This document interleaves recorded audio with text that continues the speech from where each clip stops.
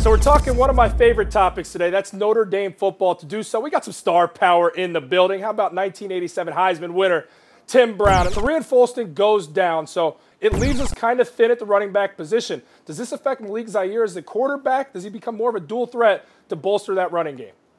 Well, you know, he is a dual threat, no doubt about that. I mean, it's one of the strengths he brings to the offense is his ability to run with the ball. So you have to be careful about getting him hurt, getting him injured, and quite frankly, wearing him out. You know, he's never, at this level, played on a day-to-day basis. So you have to be very careful. I saw him intentionally running out of bounds a couple of times in the game. And I don't know if you'd have seen him do that last year because he knew that he was going out and Golston was going to be coming in. So I think you have to be careful about wearing the kid out, if not physically, certainly mentally, by running him too much. So I think from that standpoint, you know, if I was Kelly, I would just keep calling the plays like I'm calling them and let him pick and choose when he wants to run.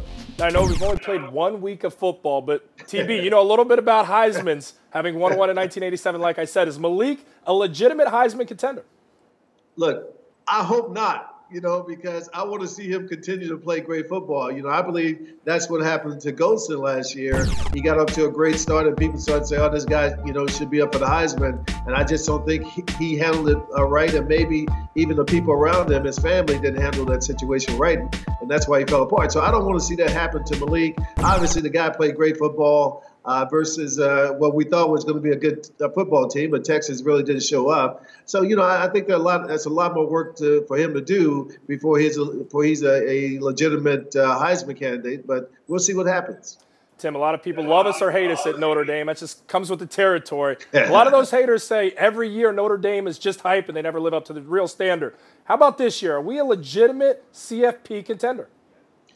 Well, I believe so. You know, I think obviously you got to go out and win games, and you have to win games convincingly. And I think this week is going to be a big test, simply because, you know, you come off a big win at home. Everybody's talking about you. Everybody is, you know, saying how good a football team you are. Now, can you take this on the road and make something happen? So, you know, I think if they can go and play well this weekend, now, you know, we'll see what we have. But obviously, we got some big games coming up, you know, down the road. So, you know, if they can win those games, then you have no choice but to put Notre Dame right where they should be, and that's in the talks for being in the college football playoffs.